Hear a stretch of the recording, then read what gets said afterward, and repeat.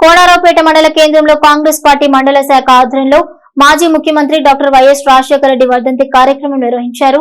ఈ సందర్భంగా ఆయన చిత్రపటానికి పూలమాల వేసి ఘనంగా నివాళులర్పించారు.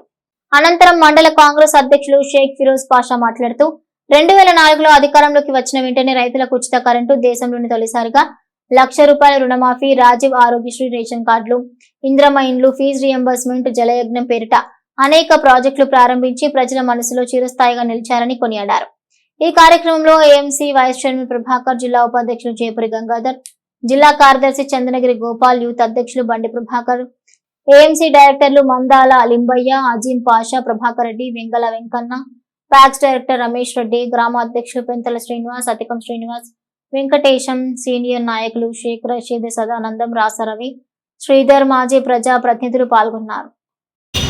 కోనరావుపేట మండల కాంగ్రెస్ పార్టీ ఆధ్వర్యంలో స్వర్గీయ మాజీ ముఖ్యమంత్రి వర్యులు డాక్టర్ వైఎస్ రాజశేఖర గారి వర్ధంతి కాంగ్రెస్ పార్టీ శ్రేణుల మధ్య జరుపుకోవడం జరిగింది. అలాగే వారు అప్పుడు ఉమ్మడి ఆంధ్రప్రదేశ్ రాష్ట్ర ముఖ్యమంత్రిగా పనిచేసినప్పుడు ప్రజలకు ఏదైతే అవసరమో అది గుర్తించి వారు ప్రతి ఒక్క మనిషి, మహిళ కానీ, అక్క కానీ, చెల్లె కానీ, తమ్ముడు కానీ, అన్న కానీ ఎవరెవరికి ఏం అవసరం ఉన్నాయని చెప్పి గుర్తించి వారి మనసులో నిలువెల్ల ఉండే ప్రయత్నంలో వారు ఇచ్చినటువంటి సంక్షేమ పథకాలు ఇప్పటికి కూడా కొనసాగుతున్నాయంటే వారి ఆశయాలను మరొకసారి మనం వారి అడుగుజాడల్లో నడవాలని చెప్పి నేను కోరుకుంటున్నా.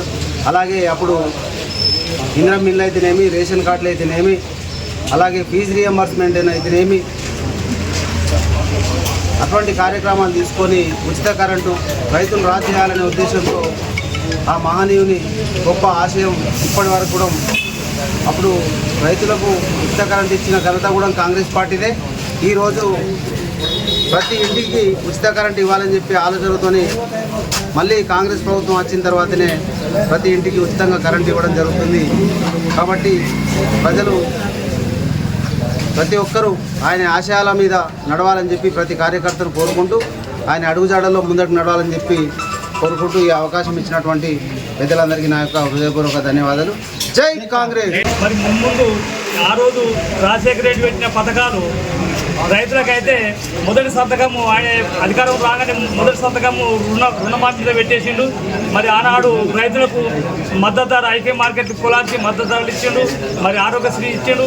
రైతులకు ఏది కావాల్సిన అది ఆయన అమలు చేసినటువంటి చరిత్ర రాజశేఖర రెడ్డికి దక్కుతుందని మేము ఆశిస్తున్నాము. ప్రజలు కూడా ఆశించాలని మేము సంపూర్ణ మద్దతు ప్రజల తరఫున మేము తెలుపుకుంటూ ఈ అవకాశం ఇచ్చిన ప్రజలందరికీ ధన్యవాదాలు తెలుపుతూ ముగిస్తున్నాం. మాజీ ముఖ్యమంత్రి వర్యులు డాక్టర్ వైఎస్ రాజశేఖర రెడ్డి గారి వర్ధంతి సందర్భంగా మండల కేంద్రంలో కాంగ్రెస్ పార్టీ మండల శాఖ ఆధ్వర్యంలో ఘనమైన నివాళులు అర్పిస్తూ మరి వైఎస్ రాజశేఖర రెడ్డి గారు ఏదైతే తన పరిపాలనలో వాళ్ళ ప్రభుత్వం సామాజిక ధ్యేయమే సామాజిక లక్ష్యంలో భాగంగా బడుగు బలహీన వర్గాలకు దళితుల సంక్షేమాన్ని దృష్టిలో పెట్టుకొని అందరికీ చదువు అవసరం, అందరికీ వైద్యం అవసరం అనేటువంటి పద్ధతిలో అనేకమైనటువంటి సంక్షేమ పథకాలు కొనసాగించడం జరిగింది. మళ్ళీ రాష్ట్రంలో కాంగ్రెస్ ప్రభుత్వం చేతనే ఇవాళ ఇందిరమ్మ ఇళ్ల పేరు మీద అయితేనేమి, ఉచిత విద్య అయితేనేమి, ఇంకా రకరకాల సంబంధించినటువంటి ప్రభుత్వ సంక్షేమ పథకాలు నెలకొల్పడం జరుగుతుంది.